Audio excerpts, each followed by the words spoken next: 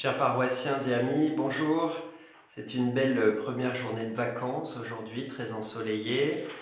Je crois qu'hier, avec l'intervention du ministre de l'Éducation nationale, on a compris définitivement que vraiment cette année, avec le changement de formule du bac, du brevet, des autres examens, eh bien les choses ne seront pas au rabais mais différentes cette année.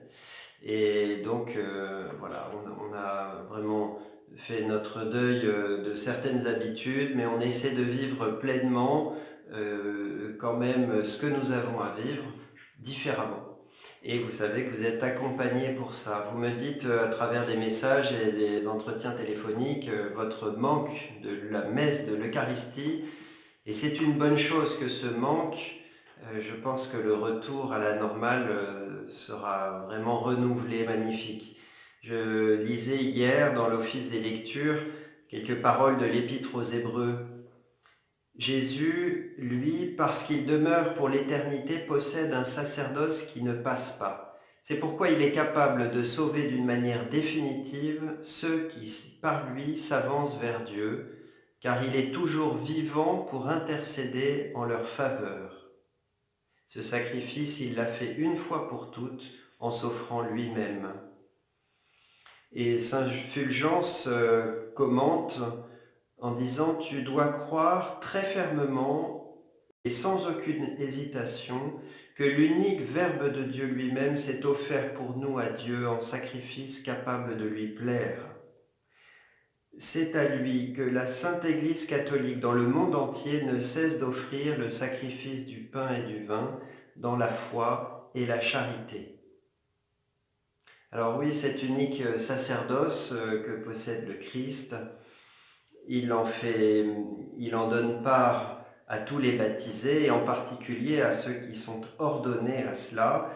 Et vos prêtres, partout dans le monde, continuent d'offrir le saint sacrifice de l'autel, que ce soit au Bénin avec le Père Christian, ou à Vaux-sur-Seine avec le Père Jean Davy, ou moi ici sur place, sur votre territoire. La messe est offerte, le saint sacrifice porte toutes vos intentions et vous êtes vraiment présents dans ma prière et dans nos Eucharisties. Demain, nous célébrons la grande fête des rameaux. Voilà, on avait plein de projets pour cette année, pour faire une grande procession entre notre église et puis la chapelle de l'école Notre-Dame où nous aurions célébré. Votre prêtre serait monté sur le dos d'un âne. Voilà, ça aurait été vraiment un événement tout à fait remarquable. Eh bien, voilà, on a fait le deuil de ce projet. Vous allez vivre le dimanche des rameaux, chacun dans votre foyer. Et je pense que ce sera fidèle à la promesse que le Seigneur donne dans le livre d'Ézéchiel, dans les lectures d'aujourd'hui, chapitre 37, verset 27. « Ma demeure sera chez eux. Je serai leur Dieu et ils seront mon peuple. » Voilà, la demeure du Seigneur va être chez vous et nous vous accompagnons dans votre prière pour vivre un beau dimanche des rameaux. Il n'y aura pas de distribution des rameaux pour l'instant, on en distribuera après le confinement. Voilà, c'est un choix qui a été fait et que notre évêque nous demande de vivre. Le diocèse nous a donné un très beau document où vous trouvez tout un déroulé remarquable pour vivre votre dimanche des rameaux avec des prières, des chants. Mais vous avez aussi sur la lettre de la paroisse et sur le site de la paroisse un déroulé encore plus détaillé pour vivre cette célébration dans votre foyer.